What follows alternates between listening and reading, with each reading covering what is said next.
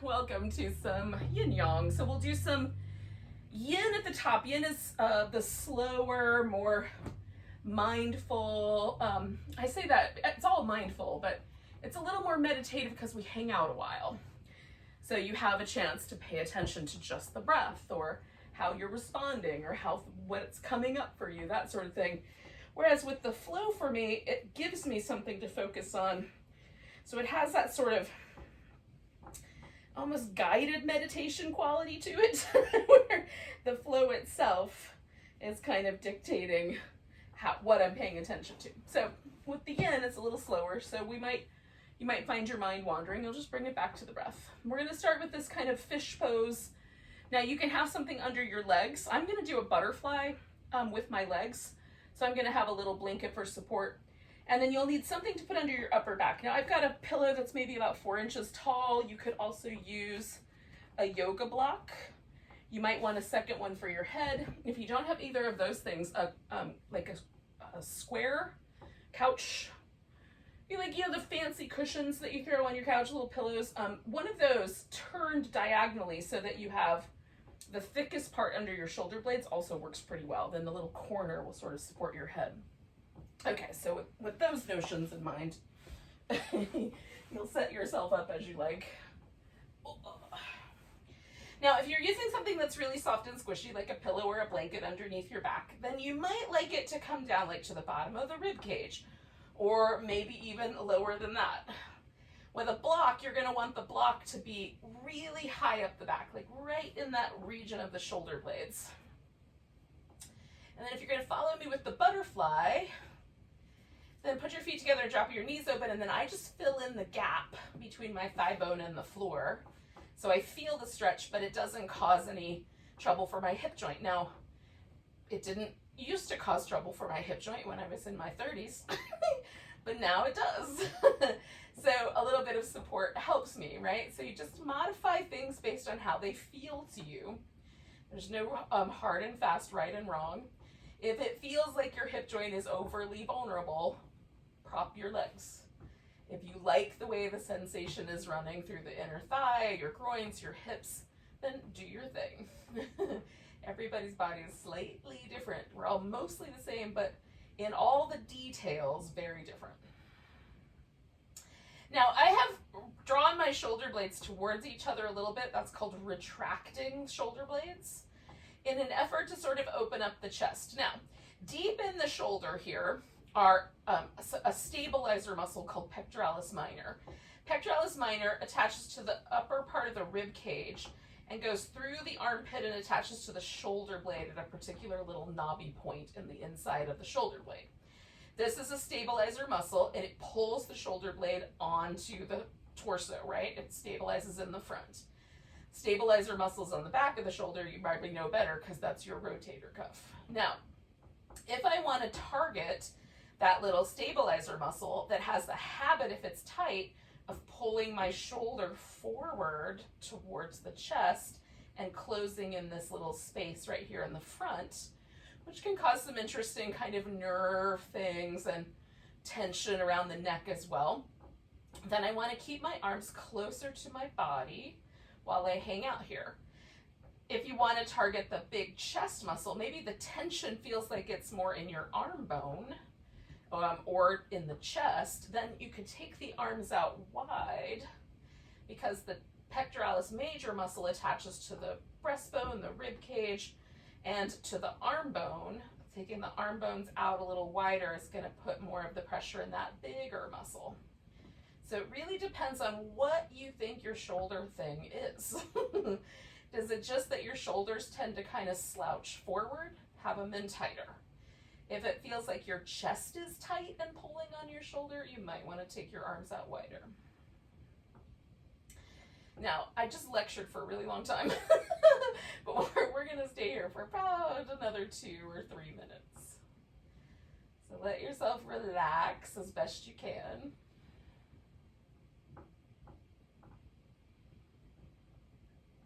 And the breath work that I'm doing right now in my own practice, I've been doing this for a couple months, but it's just really simple. I just let the air drop in, the inhale just come in, whatever natural inhale it is. And then the action that I'm doing is I pause on that inhale just for a couple beats and then let the exhale release softly on its own.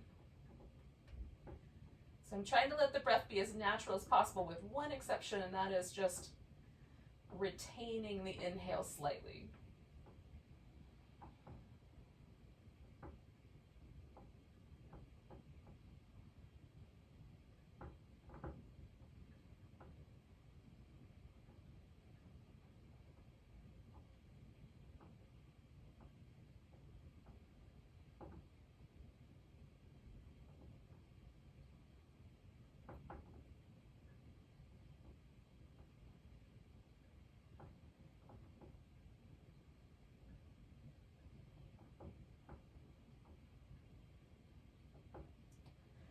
I find if other kinds of pranayama practices, breathing practices, make you feel sort of frazzled or really uncomfortable, that sticking with something simple like this, just a brief pause and then release, might be the best place to begin with pranayama.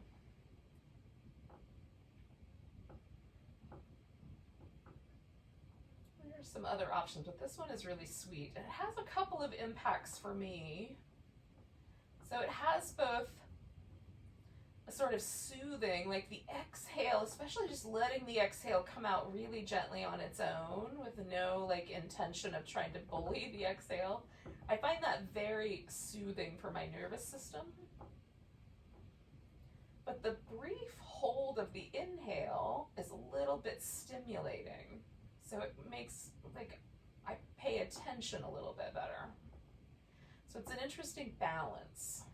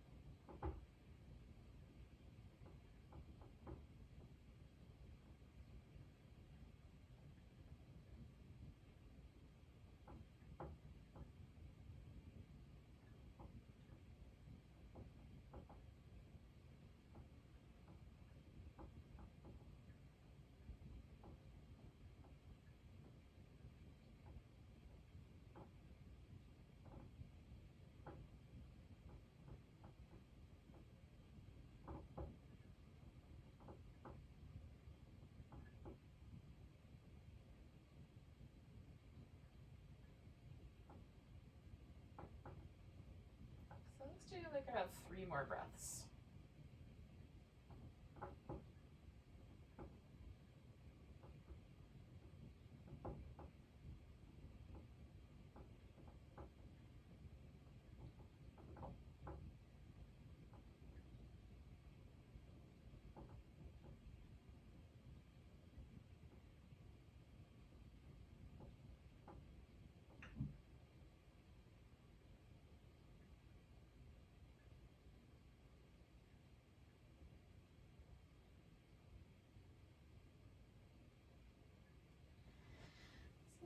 Bring my knees together, just change the leg position, and then I'm gonna slowly roll myself off of the pillow.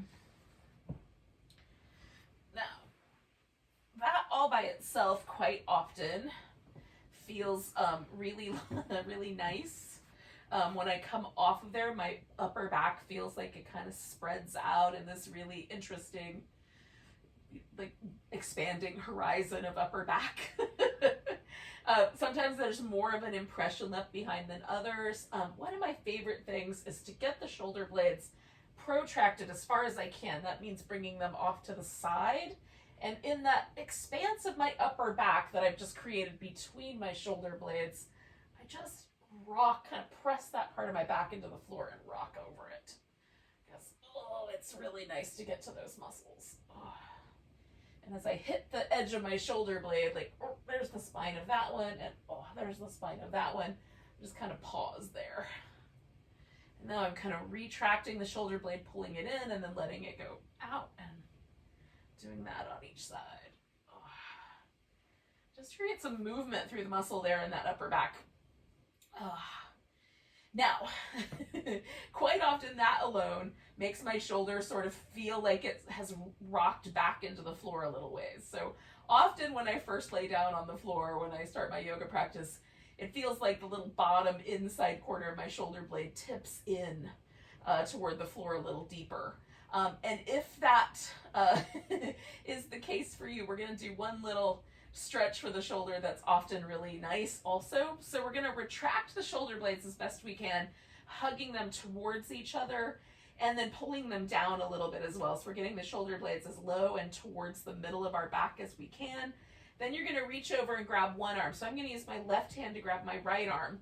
Now what I'm going to try to do with my left hand is protract my shoulder blade all the way out to the side. So I'm going to try to get it scooped all the way out. But with the muscles of my upper back, I'm going to hold it in place as tight as I can.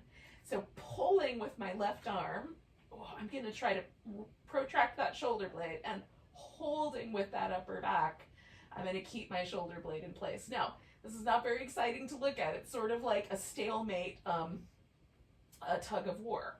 The little flag isn't going anywhere. But between the two, there's some isometric release happening in the shoulder and my upper back.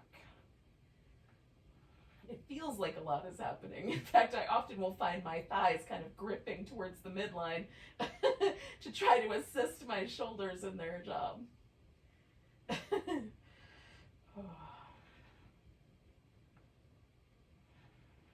more breaths.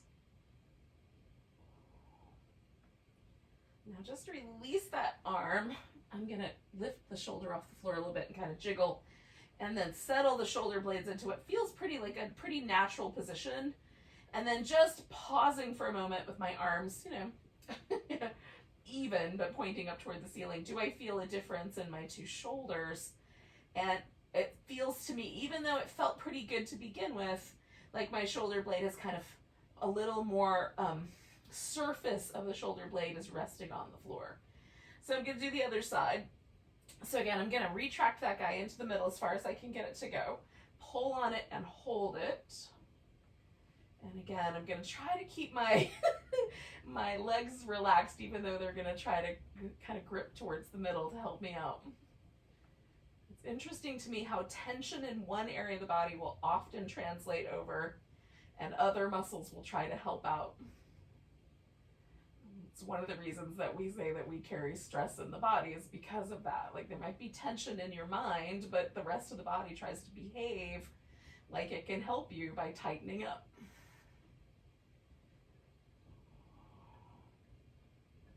All right, I'm going to pull a little harder and a little bit more. I'm going to secure that shoulder. I'm going to take about 3 more breaths.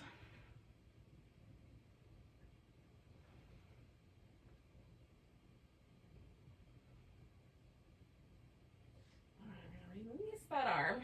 Give, again, some kind of wobbly movement to that shoulder blade. And then come back to the center and just see how that feels.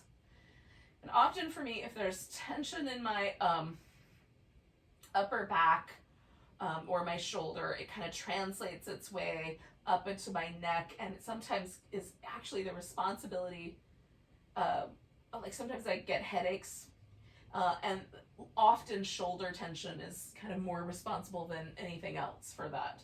So not always. I don't have all the answers on that one, but one day at a time. All right, so we're going to do a little spinal twist. Now you can do a really simple twist. Just stack the legs. You can wrap one leg around the other, sort of like an eagle pose. You can hold onto the big toe and extend out one leg.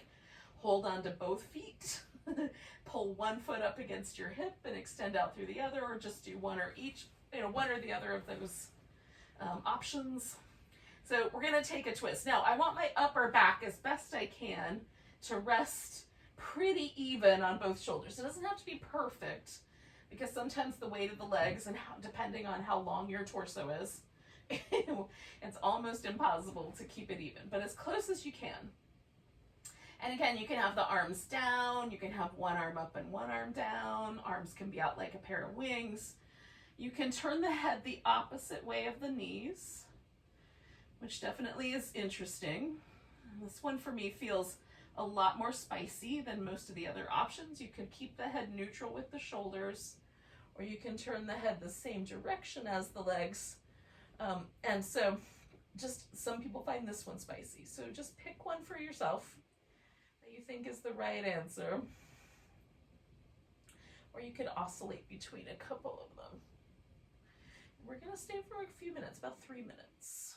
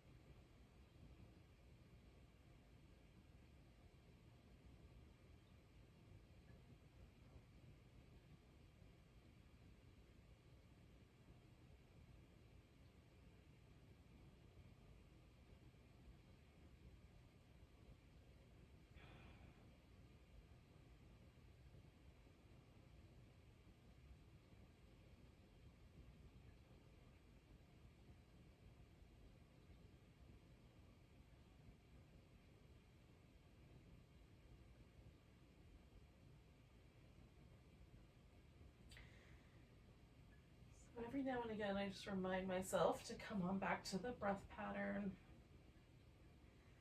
You don't have to keep the same breath pattern the whole time. You can just let your body breathe normally, or you can do a different breath pattern. Sometimes I like during yin to do what's called Ujjayi Breath, where you just, when we talk, the vocal cords kind of close up, and the vibration between them creates all the sounds, right? So what you do essentially is just close the vocal cords and breathe through them. So you get this kind of like a seashell against your ear sound.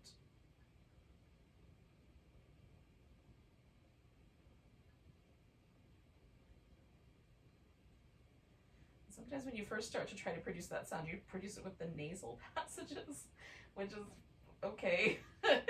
But we're trying to get it to kind of move through the vocal cords. So it's a little bit more throaty. To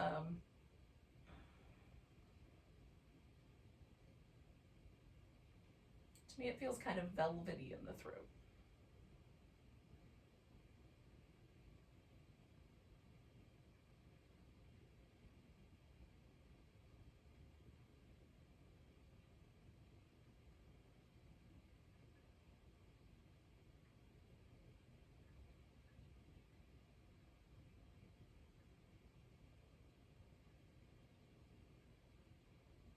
I'm going to stay for about another minute.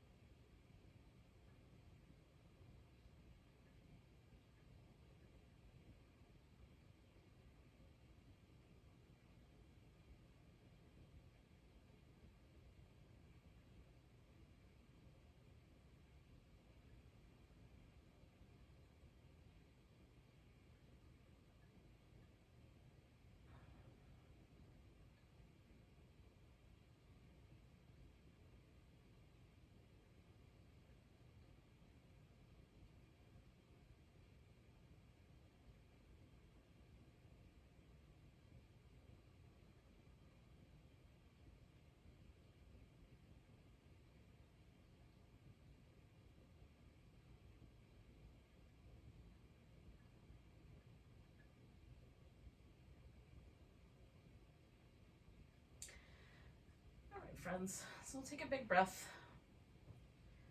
And then we'll kind of let ourselves roll back to the middle. And here you could add some movement either with the hips or with the shoulders or with the head and neck.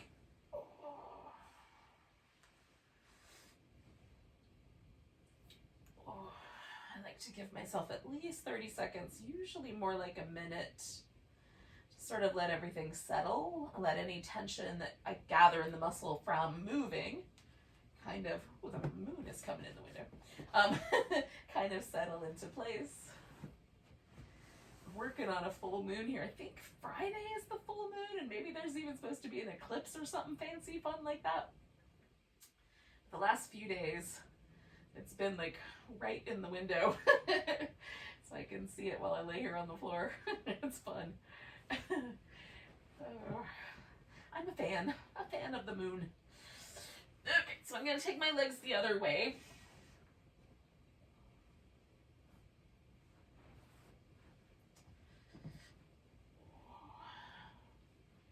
Trying to get my shoulders a little more even here. Sometimes one side's a little tighter for me than the other. This one's usually a little tighter, so just checking in.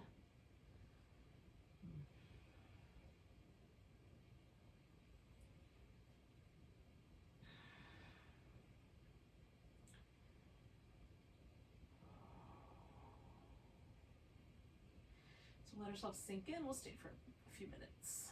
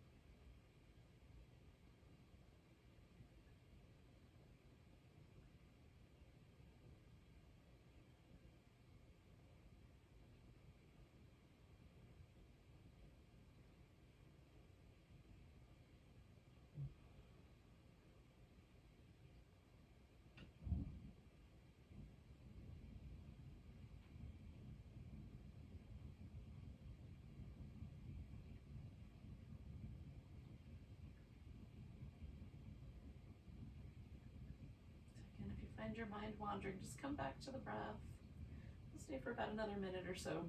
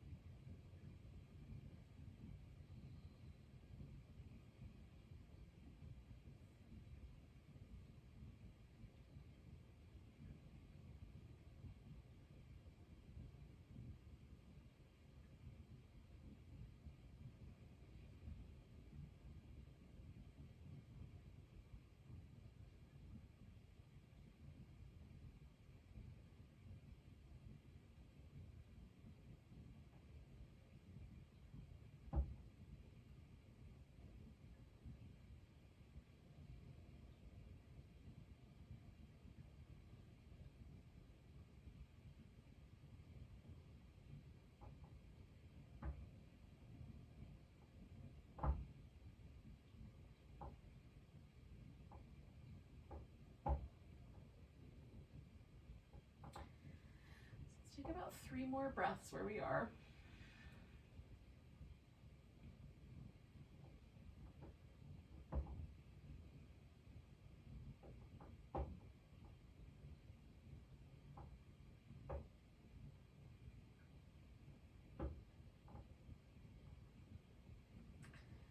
And when your exhale finds you, just roll yourself on back to the middle.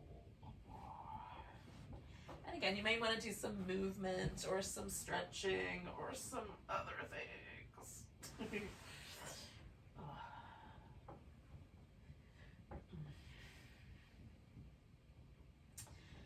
going to come to a seated position. And we'll do 2 sort of hip opening shapes. And there's some options. legs. You could stay on your back for one or both, although it might look slightly weird or be slightly different than what I'm going to suggest. So,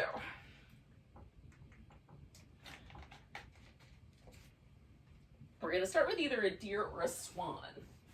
So, a deer has one leg that sort of goes backwards and one leg that's up front. So, the kind of normal shape of a deer, official shape of the deer, I don't know what the right word is. It's sort of like two 90-degree angles about 90 degrees apart, but this could certainly go back more. You can even kind of start to straighten that leg out, and that kind of takes us towards the swan. You can also lean forward, and that takes it to a swan, or twist a bit, and that might be kind of an interesting place to land. So you can play with it. Now, as soon as I lean forward, the front leg hip becomes way more interesting. That's the spicy hip. And this a little less. If I sit more upright, this hip that's kind of internal rotation and this kind of interesting shape, this one becomes a little spicier. So it just depends on how you are feeling about your pose tonight as to whether you want to be more upright or more low, whether you want to go more towards a twist or less. I'm going to go a little bit into the twist and somewhere in kind of half and half, halfway leaning forward, halfway sitting up. And we'll hang out here for like 3 or 4 minutes. Somewhere in that neighborhood.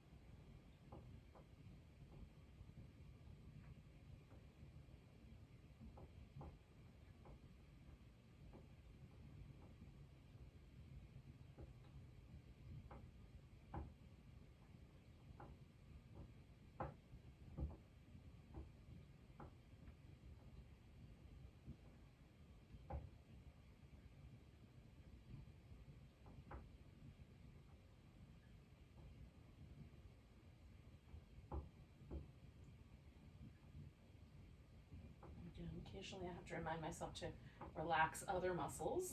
In this case, because I'm kind of focusing on my hips, sometimes I find like my jaw tensing up or little crinkles developing between my eyebrows as I hang out with the pose, marinate on the pose. Just reminding myself to relax, to breathe.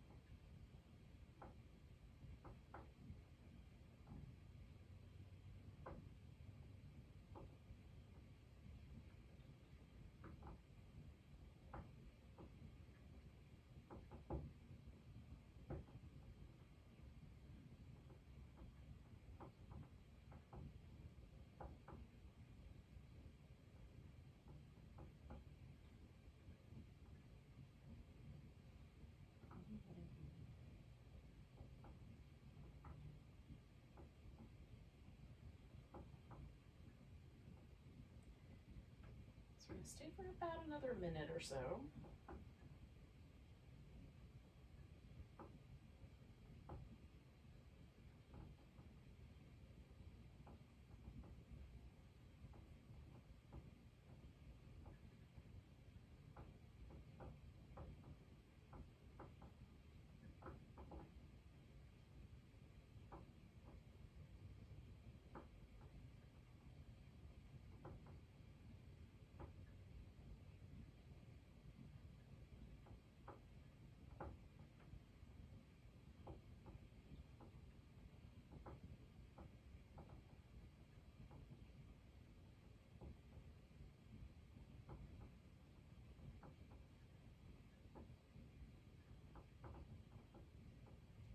Take a nice big breath. Now, to get out of here, I'm going to kind of lean a little bit towards this front leg hip, and then I'm going to bring the back leg out of the position that it's in. Give it a little moment to move. Now this leg I'm going to bring up on top of the other. You can bring the knees towards the middle so you have like a little triangle shape, or you can bring the shins on top of each other so you have like a square shape. Both are great. In the yin world, there are two different poses. This triangle is called shoelace. The square is called square, which makes some more sense probably than shoelace. But in any case, some people, the hips will do one, but it won't do the other. And some people have choices. Like for me, one is really the only choice, unless I do some serious elevating of my hips. The shoelace is not readily available to the shape of my hip sockets. So just pick the one that you like of those. Or if you have access to both, you might do one that maybe hasn't been on in your yoga repertoire lately.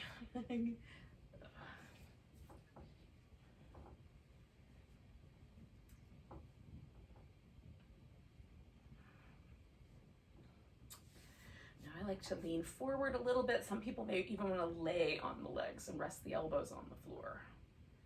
So depending on how spicy you like the sensation in the outer hip and whether the knee complains about it at all.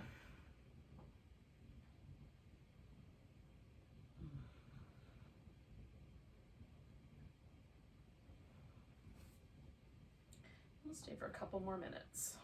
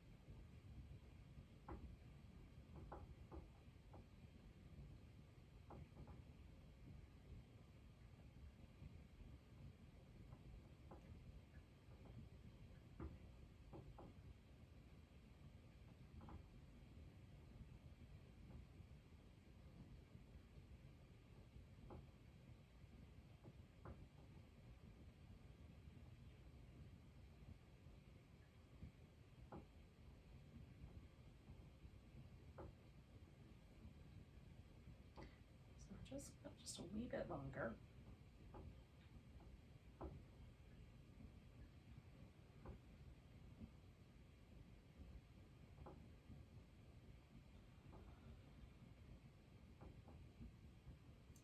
Now this hip up here, this is my left one, and it's the one that's on top, and it's the one that's a little spicier. So this is the side I'm actually going to lie down on after we're done here. So we're going to do 2 more breaths.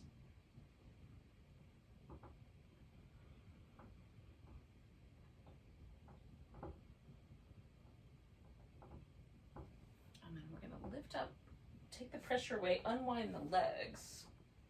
Let's see, I just need to get this stuff kind of out of the way a little bit. That was not very successful. All right, so then I'm going to lay down on my left side. So the right side was the spicier one, the first pose. The left side is the spicier one for the second pose, but we'll get to that. So laying on my side, I'm going to get my hips sort of stacked on top of each other, make sure my shoulders are, stacked in a line. And then I'm going to hug the sides of my waist in and my navel back. And I'm going to use my abdominal muscles to try to stabilize my core, stabilize this movement. So the bottom leg, you can bend at the knee. That's going to give you more support. You can leave the leg straight and press it down, or you can actually hover it off the ground. So bent, lots of support, straight but pressed into the ground, medium amount of support, lifted, very little support. So more of your abs has to be used. So we're going to take this top leg and rotate it so we get an internal rotation. Feels like the knee and the toes start to point a little bit toward the floor, and this greater trochanter, this little knob on the side of the femur, lifts up and becomes really prominent right there on your outer hip. Then we're going to swing the leg forward and back, and it's possible that the toe will touch the ground, but it may not. Maintain as best you can that internal rotation. So mine doesn't always touch on the back side. And maintain as best you can this core stability. You can put your arm up front for more.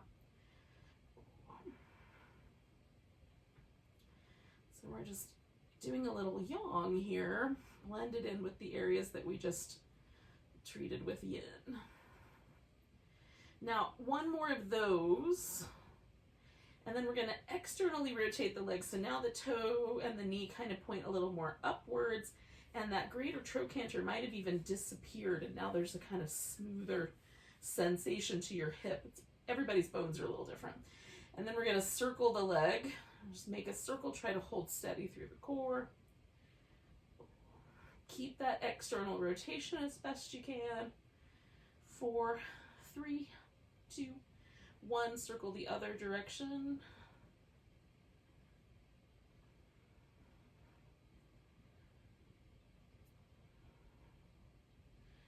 4, 3, 2, 1. We'll just bring the legs together. Come back up to our seated position. And we'll repeat that on the other side, starting with the deer slash swan slash deer swan.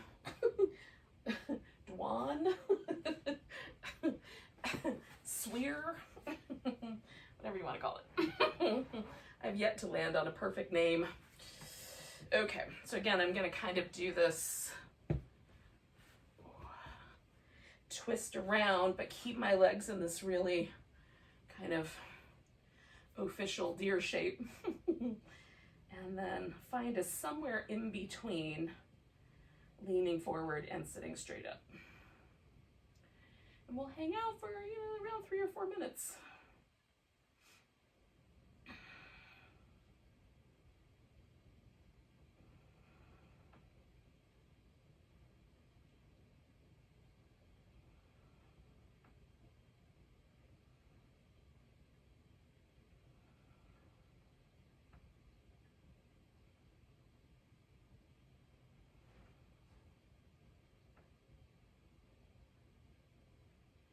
One of the things I'm always really curious about with the kind of yin-yang practices are noticing the subtle sensations that occur when I do yin versus when I do yang movements. Yang movements have a much more sort of,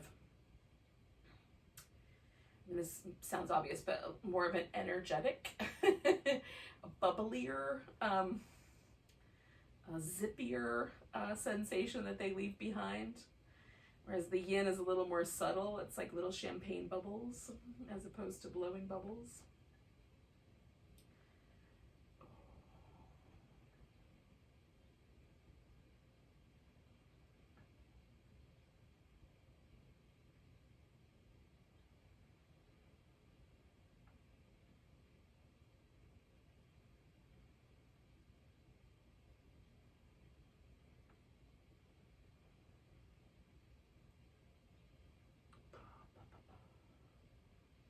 I'm trying to relax into this a little more deeply now. We're going to stay for a couple more minutes, but it's nice to see if I can sink in a little more halfway through.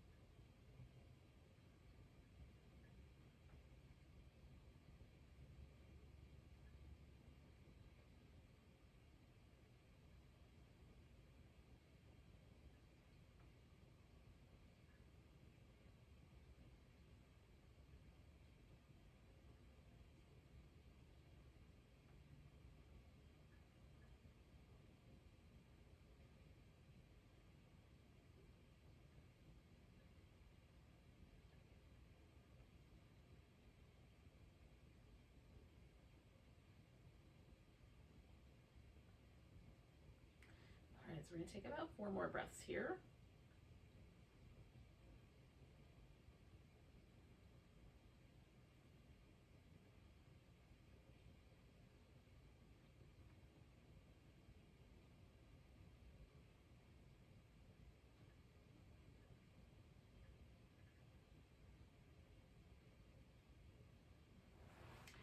Now I'm going to kind of lean here, bring this leg around. And again, I'm going to give it a little movement before I stack it up on top.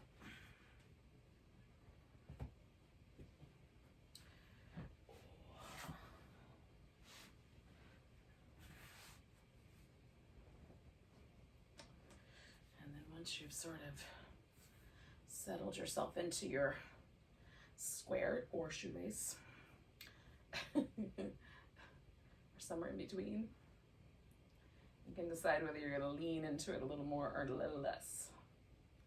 And we'll stay for a few minutes.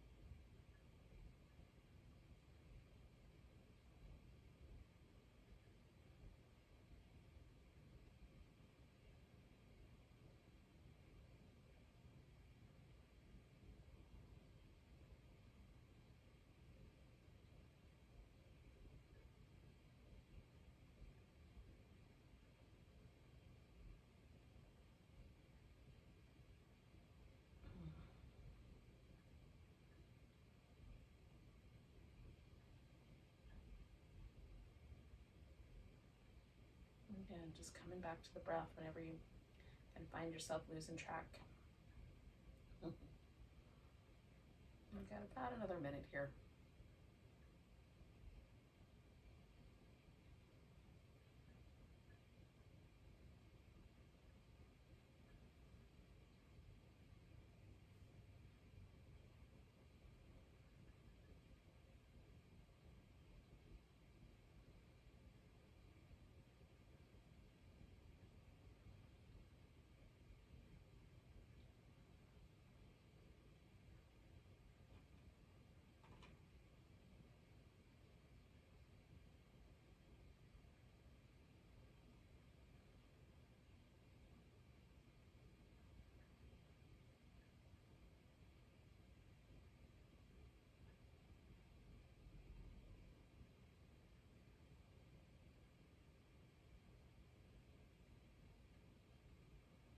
Okay, we're going to take a big breath. Going to float ourselves up, unwind the legs.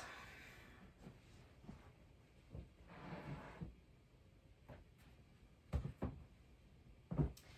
when you've had a chance, you're feeling good about it, we're going to lie down so that now we've got the left hip up on the top and the right hip up on the bottom. And again, depending on how you organize your legs, you'll do more or less with the core. So we're going to hug in the sides of the waist, draw the navel back, lift this top leg and internally rotate it. And then we'll go forward and back, trying to keep the stable torso. And a little movement that sort of asks some of our outer hip muscles to do some work. We were just stretching them out. Let's get them to do some other things.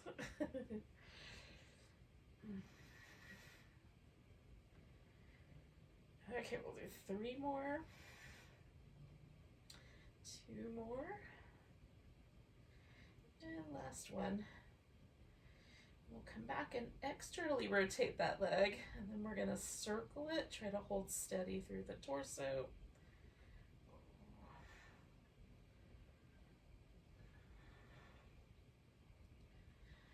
4, 3, 2, 1. Circle the opposite direction.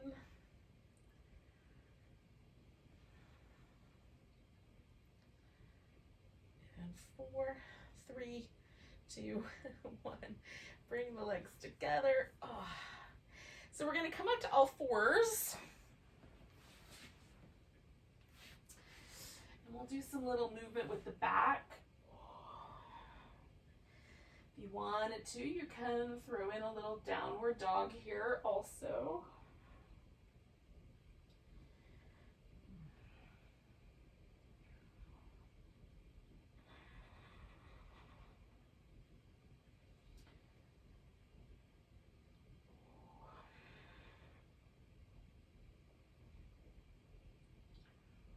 Now I'm going to bring my right leg forward.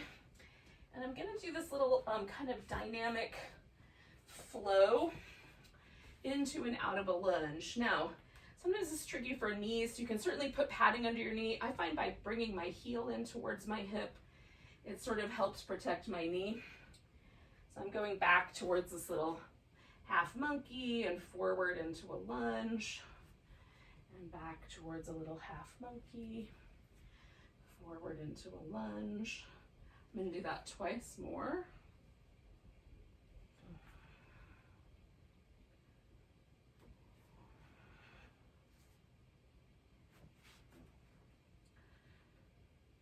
I'm going to come all the way back and sit down.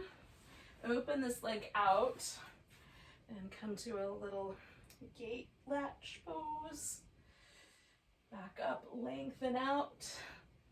Gate latch pose. Back up, lengthen again. See if I can overstretch my foot each time. I'm going to do that one more time. Reach it out nice and long. Coming back, I'm going to come back to all fours.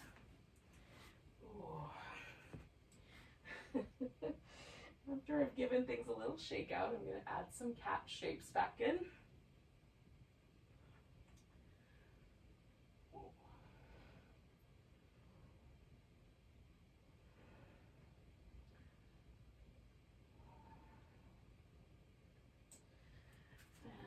Step my left foot forward. Same idea. Kind of lean in forward and back and forward into the lunge and into the half monkey and into the lunge and into a half monkey. I'm going to do that twice more.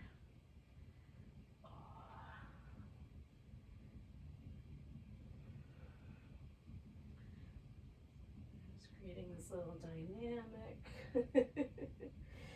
Going forward to my lunge one more time, and then I'm coming all the way back for my gate latch. Stretching over, coming back, creating some length, reaching out. Coming over, creating some more length down my left side. Reach it over with the right. One more time, creating some length down that left side. See if I can shoot my hand out a little farther each time. And then I'll come back. Find that all fours position once again. Give myself some cat shapes.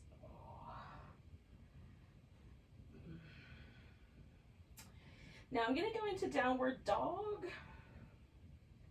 I don't know exactly how long I'm going to wind up sticking around. But if you love downward dog, you guys can hang out with each other for a bit.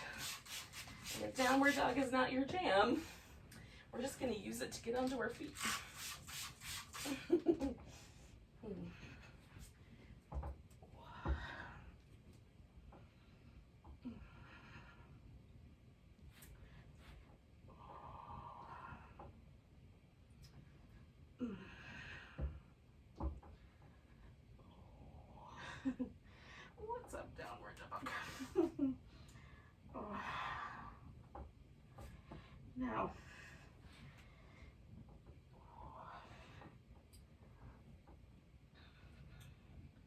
Eventually we're going to come all the way up to standing, but again, you want a little more time with your downward dog. Take a little more time. I'm going to correct a few wardrobe malfunctions. Get myself all settled in so that I can pay attention to what I'm doing. Oh, goodness.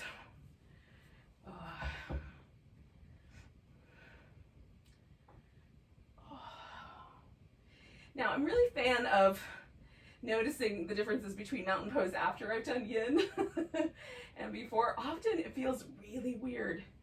Sometimes it feels like my waist is super short, or one shoulder arm. Right now my arms feel like they're twice as long as normal, which is very strange. So just notice any sensations that are there for you. We're going to take a nice big breath, reach the arms up, grab hold of the right wrist, we'll stretch over to the left. Oh, one more breath there. Oh. Pick up your left foot, we're going to step back and come into a wide angle forward bend. So you can wiggle the feet. Oh. From here, I'm just going to kind of shift my weight back and forth. Not a big bend in the knee, but if it feels funky to your knee, you can turn the toes out a little more. But just shifting back and forth, kind of feeling that inner thigh get a little spicier. Coming up about halfway, I'm going to spin my right foot all the way back to home and then bring my left foot around for a triangle. And I'm getting into this triangle from down below. So I'm going to roll it open from down here, almost like I'm pulling back a bow, and then I'm going to come back out of it, bend my front knee, straighten out my leg, pull that bowstring back, bend my knee, and then one more time just letting myself open all the way up to that triangle shape. You can look up or down, see if you have a preference. One more breath here. And then I'm going to bend my front knee, come to side angle briefly. Bring it to warrior, reverse warrior, and then back to side angle, warrior or reverse, and side angle. And then to the center, I'm going to turn everything back around for a wide angle forward bend. And again, adjust your feet as you like, and I'm just going to sort of bend one knee, kind of lean to that side, and then back to the other.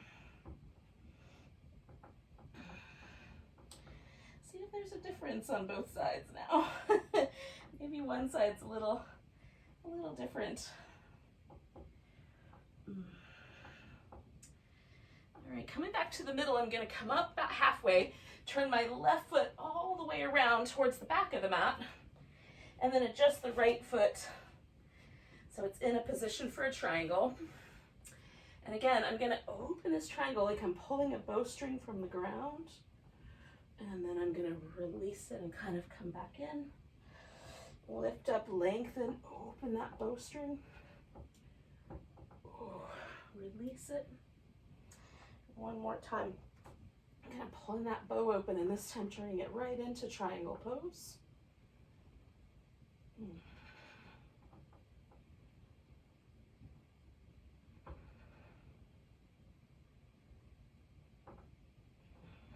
One more breath. And then come into a side angle. And once balanced there, coming back, maybe stopping at warrior two, maybe a little reverse. A little moon for the moon. Moon warrior. And in the side angle. Oh, let's do that one more time.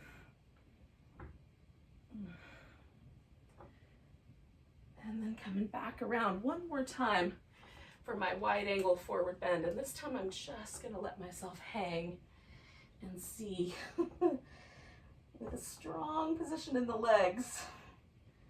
Can I just let my torso dangle over as relaxed as possible?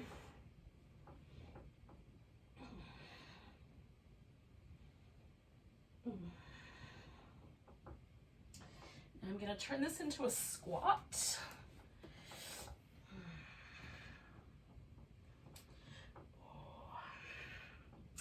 can let yourself round over like a malasana squat, or keep the spine a little more elevated as you like.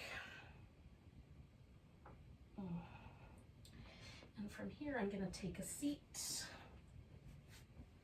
which some people will be able to just sit down, but I have to do a few more movements.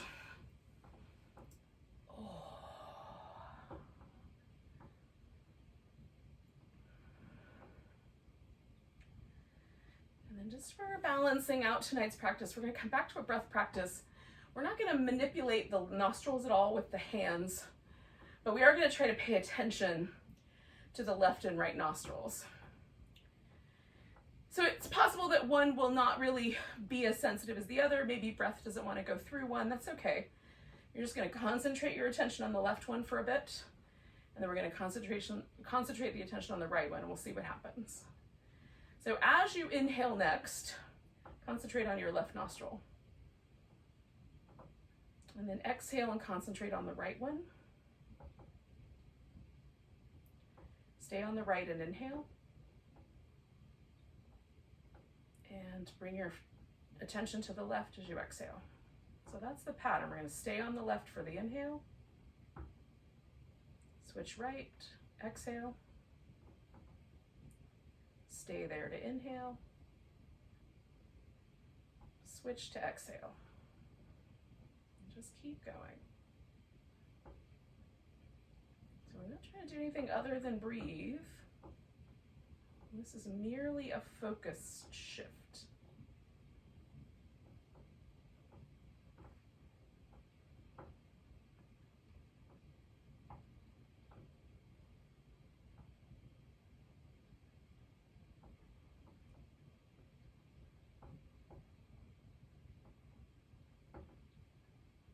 It doesn't matter if it's perfect.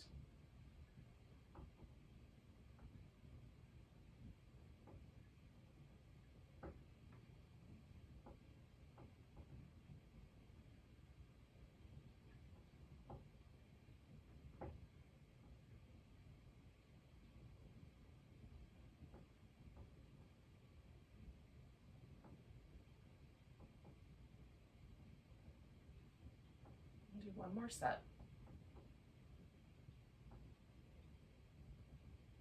The set ends when you exhale through your left. And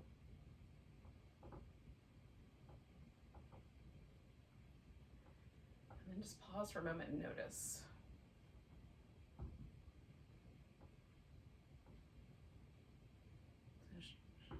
Generally speaking, breath should be the same. But now maybe we're paying attention to the full nostril experience as one, or maybe you shifted somewhere else.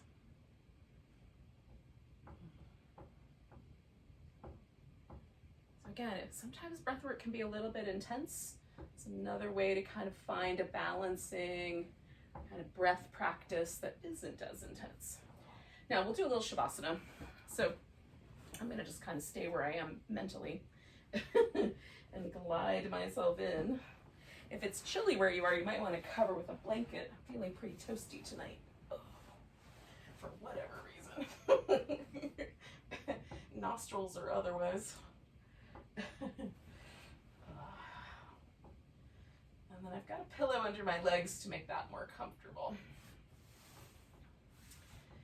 And if you'd rather, you could put your legs up on a chair so the kind of calf muscles rest on the chair surface, the seat, or on the couch, or up a wall. We'll just try to be where this practice brought us. We did some dynamic kind of movement, yang style. We did some longer, softer yin style. Sometimes I have a preference. It might come up, you might notice a preference, but you could also just notice the preference and make a note of it without attaching anything to it. Doesn't mean it's better.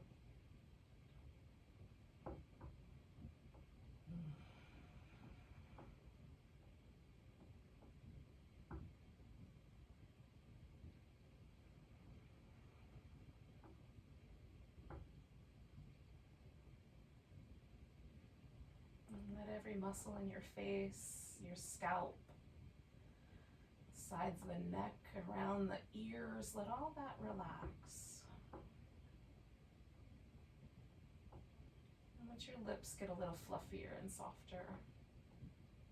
And let your shoulders relax down a bit, and the upper back find a nice wide home on the floor.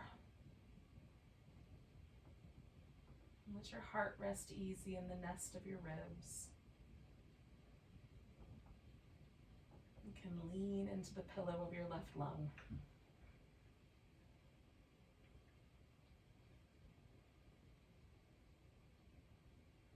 Relax your abdomen and the groins and the legs. And let the toes and the fingers just relax a little bit away from one another.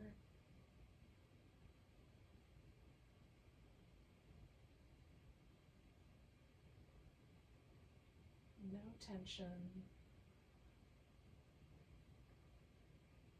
Just let yourself rest.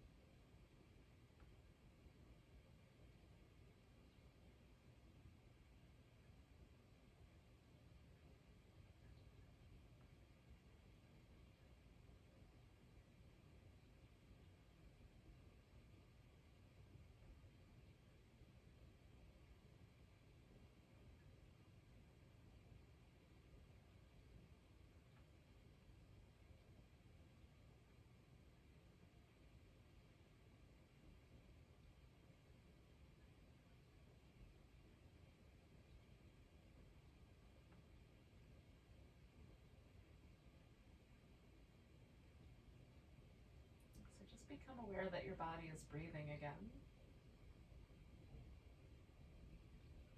Just noticing the sensation of the breath moving through, within, and out.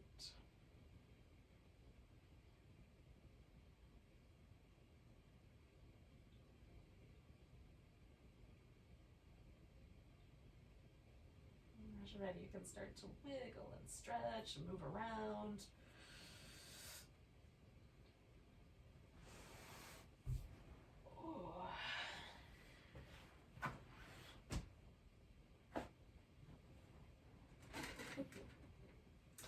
We'll arrive in a seated position.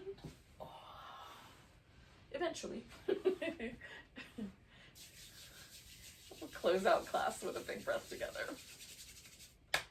So take a nice big inhale and a big deep sigh. Namaste, friends.